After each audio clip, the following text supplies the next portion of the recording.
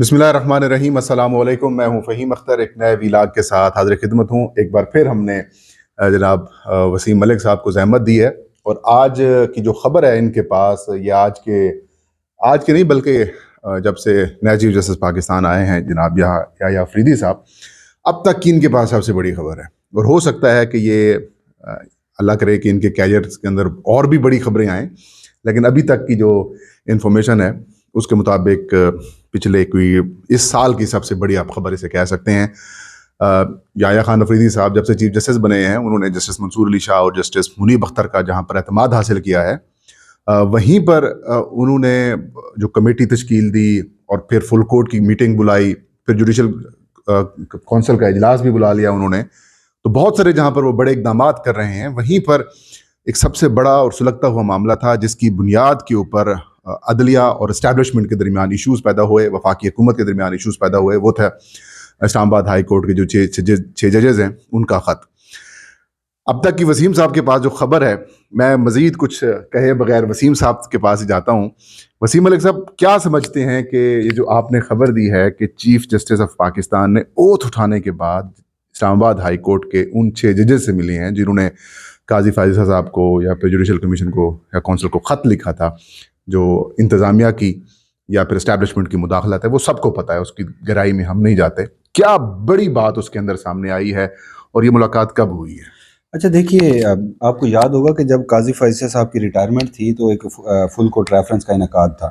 وہ جسٹس یحییٰ آفریدی انہوں نے جب حلف اٹھانا تھا، وہ ایک روز پہلے وہ سارا واقعہ ہو رہا تھا، تو انہوں نے اپنی انیگورل اسپیچ دی تھی، یا ایٹ لیسٹ اپنی ترجیحات بتائی تھی، جس میں انہوں نے کہا تھا کہ rule of law shall prevail, چلیں یہ ہر چیف جسٹس جو ہے آنے والا دعویٰ کرتا ہے۔ دوسرے نمبر پر انہوں نے کہا تھا کہ ٹرائیکاٹمی آف پاور جو ہے اس کو انشور کرایا جائے گا۔ تو اس سے بھی ہمیں تھوڑا سا لگا کہ یہ جو 26ویں آئینی ترامیم ہے، ہم تو اسے ٹرائیکاٹمی آف پاور یا بہت سارے لیگل مائنڈ، ایگزیکٹلی ہم صرف نہیں، بہت سارے جو لیگل مائنڈ ہے، لیگل فرٹرنٹی ہے، وہ یہ سمجھ رہی تھی۔ جو تیسری انہوں نے بات کی تھی، انہوں نے کہا تھا کہ دیکھیے، چترال میں بیٹھا ایک ایڈیشنل سیشن جج ہو یا پھر میرے ساتھ اس کمرہ عدالت میں بیٹھے ججز ہو، پوری جو جوڈیشری ہے نا، ان کی جو ڈگنیٹی ہے وہ ہم انشور کرائیں گے، اور عدالت کا بھی، نہ صرف ججز کی بلکہ عدالت کا جو تقدس ہے وہ بھی ہم بحال کرائیں گے۔ یہ میرا، انہوں نے کہا کہ میرا یہ موٹو ہوگا یہ سارا۔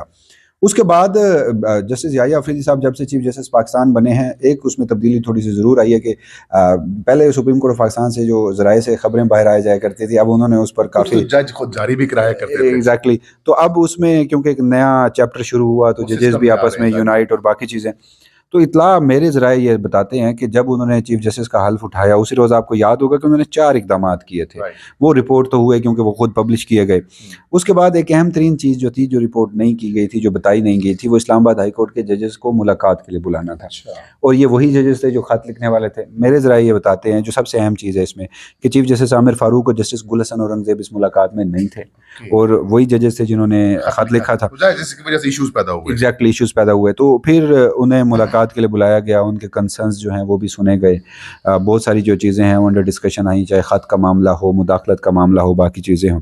تو پھر جسٹس یحییٰ آفریدی نے، کچھ کنسرنز بھی تھے ان کے ججز کے، کیونکہ ایکشن نہیں لیا گیا، ان کو ملائن کیا گیا، ان کے خلاف کمپین شروع کی گئی، اور نہ صرف کمپین شروع کی گئی بلکہ اس وقت کے تو سابق چیف جسٹس قاضی فائز عیسیٰ تھے، انہوں نے تو ان ججز کو باندھ کے اسی ایگزیکٹو کے سامنے پھینک دیا جو مداخلت کر رہی تھی، وزیر اعظم کو آ کے ملے۔ ایگزیکٹلی۔ اور اس کے بعد پھر یہ ہوا کہ جہاں ریاستی سرپرستی میں، اس میں ہمارا اسٹیٹ ٹیلی ویژن بھی استعمال ہوا، ان ججز کو ملائن کیا گیا، تضحیک آمیز مہم شروع کی گئی، منظم پروپیگنڈا تھا، وغیرہ ہوئی، سارا کچھ ہوا۔ اور پھر فیصل واڈا صاحب، وہ آپ کو یاد ہوگا کہ کہتے تھے پگڑیوں کی فٹ بال اور توہین عدالت اور باقی معاملات، ان کے پہ دیکھیں جسٹس بابر ستار کو بڑا ٹارگیٹ۔ ایگزیکٹلی۔ اچھا، پھر یہاں تک بات نہیں رکی، کچھ پھر proxy complaint supreme judicial council میں دائر کی گئی، اور اس میں پھر ہم نے پارلیمان کا فورم استعمال، ایگزیکٹلی، پھر اس میں جسٹس جہانگیری جو تھے، ان کی وہ فیک ڈگری والا معاملہ اٹھایا، اور پھر کراچی کی سنڈیکیٹ میں جو کچھ ہوا، وہ سنڈیکیٹ کے ایک ممبر نے آ کے ایکسپوز کیا، تو وہ جو ساری چیزیں تھیں وہ وہاں پر انڈر ڈسکشن آئیں۔ چیزیں ایسا معذرت، ایک تاثر ایسا آ رہا تھا کہ جیسے وہ اب کہانی بن چکی ہے، وہ خط، وہ ججز کا معاملہ کہانی بن چکی ہے، لیکن ان کو آگے پھر زندہ کر دیا انہوں نے۔ اور دیکھیے، وہ یہ جو ججز تھے نا، یہ وسل بلور بنے تھے high court, Islamabad high court کے ججز۔ اس کے بعد ہم نے دیکھا کہ جب اسی 100 موٹو میں سپریم کورٹ نے تمام ہائی کورٹ سے تجاویز مانگی، ان پٹ مانگا، لاہور ہائی کورٹ نے کہا ننگی مداخلت ہے، پشاور ہائی کورٹ نے ایک قدم آگے بڑھتے ہوئے کہا کہ ہمیں ISI کے آپریٹیوز جو ہیں وہ جوڈیشل آؤٹ کمز کے لیے سیاسی نوعیت کے مقدمات میں ہمیں اپروچ کرتے ہیں. جب ہم مرضی کا فیصلہ نہیں دیتے تو ہمیں افغانستان سے تھریٹ کالز آتی ہیں. وہ یہ ڈاکومنٹڈ ہیں چیزیں, مطلب یہ میں نہیں بتا رہا. کہ وہ جو سندھ ہائی کورٹ ہے ادھر سے بھی, Sindh high court, Balochistan high court, Islamabad high court والے تو پہلے لکھ چکے تھے, اور پھر مزید آگے بڑھیے. ڈسٹرکٹ جوڈیشری, آپ کو انسداد دہشت گردی عدالت سرگودا کے جج محمد عباس بھی یاد ہوں گے, ان کے اسسٹنٹ وہ بھی یاد ہوں گے, ان دونوں کے خط بھی یاد ہوں گے. پھر آپ کو اس وقت کے لاہور ہائی کورٹ کے چیف جسٹس ملک شہزاد احمد خان, ان کی تقاریر بھی یاد ہوں گی.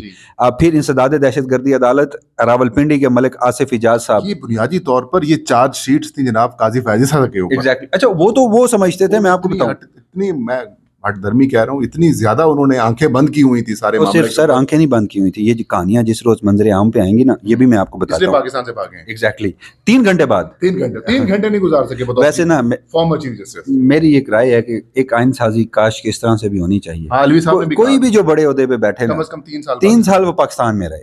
میں دیکھتا ہوں کہ پھر اس طرح کی حرکتیں وہ کیسے کرتے ہیں. تو ہم وہ اپنی بات مکمل کر لیتے ہیں. تو وہ ساری چیزیں ڈسکشن میں آئیں. اس کے بعد جسٹس یحییٰ افریدی نے انہیں انشور کرایا کہ اب معاملات جو ہیں, پہلے کا تو جو کچھ ہوا, لیکن اب میری سرپرستی میں یہ چیزیں نہیں ہوں گی. اور پھر انہوں نے ایگزیکٹو کو پیغام بھی بھجوایا جسٹس یحییٰ افریدی. اس کے اوپر ہم بعد میں آتے ہیں, ایگزیکٹو والا پیغام بنیادی طور پر اس کے اوپر بعد میں آتے ہیں. پہلی بات یہ کہ کیا جسٹس بابر ستار کے بارے میں یہ بھی بات ہوئی ہے کہ وہ ریزائن کر رہے ہیں, کیونکہ کچھ خبریں چلائی گئی تھیں, کیا وہ انہوں نے پوچھا, اور وہ کیا بابر ستار صاحب خود آئے تھے یا پھر ٹیلی فون گفتگو؟ اچھا دیکھیے, اس سارے معاملے میں نا میری اطلاعات یہ ہیں کہ ہائی کورٹ کے ججز وہاں پہ موجود تھے. اچھا, اب وہاں پہ کس جج سے متعلق کیا چیزیں ہیں وہ ہم گیس بھی کر سکتے ہیں. مطلب دیکھیں نا, جیسے بابر ستار سے متعلق یہ خبریں کس نے پھیلائی تھیں کہ وہ استعفیٰ دے دیں گے؟ اسٹیبلشمنٹ حکومت کی طرف سے, اور اسٹیبلشمنٹ طاقتور حلقوں نے صحافیوں کو بلایا اور کہا کہ وہ استعفیٰ دیں گے, حالانکہ ہائی کورٹ کے ذرائع نہیں بتا رہے تھے ایسا. تو یہ ساری چیزیں جب ڈسکشن میں آئیں تو اس میں یہ چیز بھی ڈسکشن میں آئی ہوگی. اور پھر ہم یہ بھی دیکھیں جیسے بابر ستار چھٹیوں پہ تھے, آلدو کہ وہ 1 مہینے کی چھٹیوں پہ تھے, لیکن اس کے بعد انہوں نے آ کے عدالت بھی سنبھالی. تو وہ استعفے والی کہانیاں تو کہیں پیچھے رہ گئی. تو ممکنہ طور پر اگر یہ مایوسی تو تھی ججز کے اندر, بظاہر جو ان کا اپنا سٹیک ہے.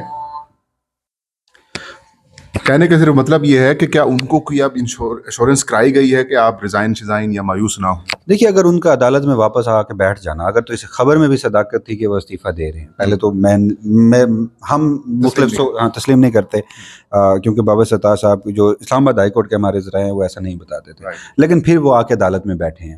تو اگر یہ بات ڈسکشن میں ہوئی ہوگی تو پھر انہیں بھی انشور کروایا گیا ہوگا. جیسے جہانگیری کا معاملہ فیک ڈگری کا, وہ بھی ڈسکشن میں آیا ہوگا. جو اچھا, میں آپ کو ایک اور مزے کی بات بتاؤں, اسلام آباد ہائی کورٹ کے ججز نے جو خط لکھ کر جو ایونٹس لکھے تھے نا, وہ تو وہ تھے ہی نہیں جو ایکچولی بہت زیادہ ان کے ساتھ ہوئے. انہوں نے بڑا فلٹر کر کے دیا, انہوں نے بہت زیادہ فلٹر کر کے دیا تھا. اور پھر جسٹس قاضی فیضی صاحب, انہوں نے ملاقات کے لیے ان ججز کو بلایا, عامر فاروق صاحب بھی تھے, پوری کوشش کی گئی کہ یہ ججز خط نہ لکھیں.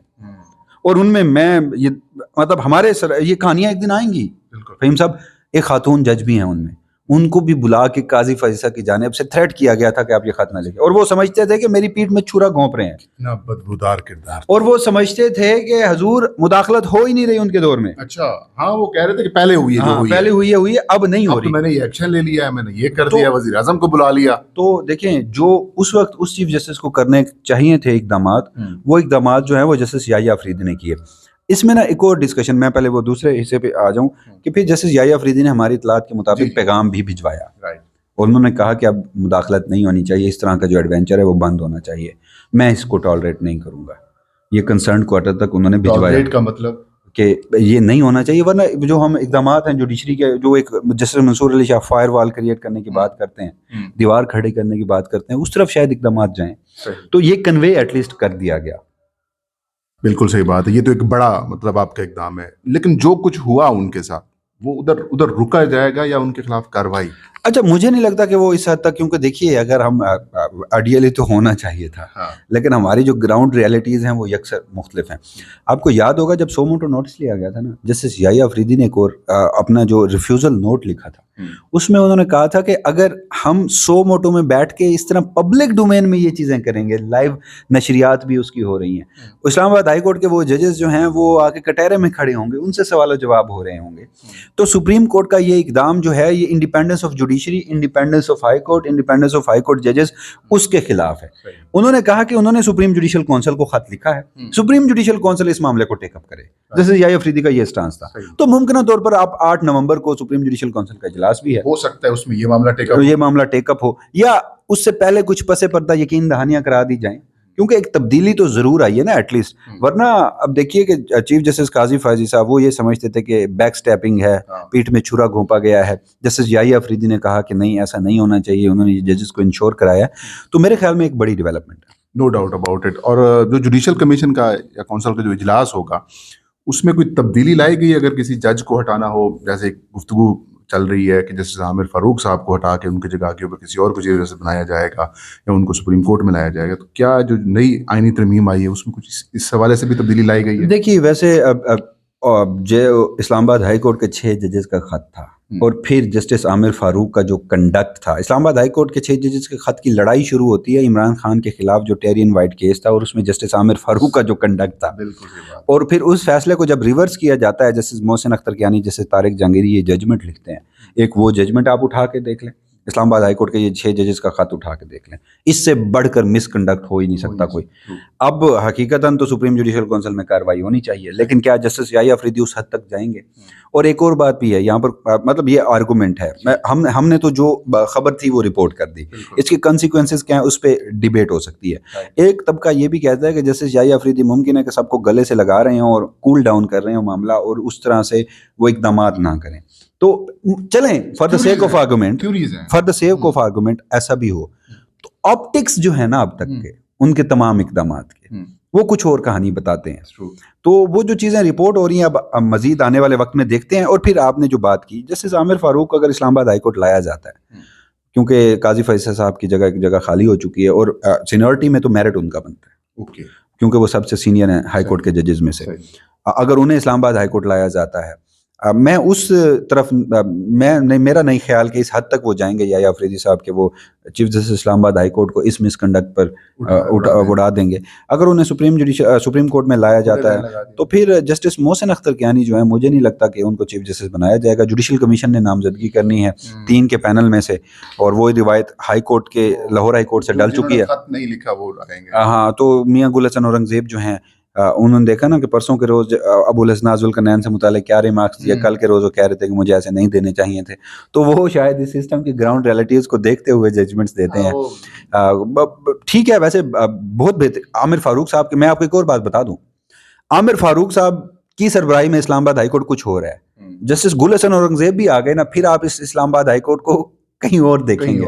تو فرق ایٹ لیسٹ ضرور پڑتا ہے. صرف فرق کا اندازہ یہیں سے لگا دیجئے کہ دا مومنٹ قاضی فائزی صاحب تھے تو حالات کیا تھے، دا مومنٹ جسٹس یحییٰ افریدی آئے تو حالات کہانیاں کچھ اور ہیں. تو یہ ساری تفصیلات. بہت شکریہ وسیم صاحب، آپ نے آج کی سب سے بڑی خبر جو ہے وہ بریک کی.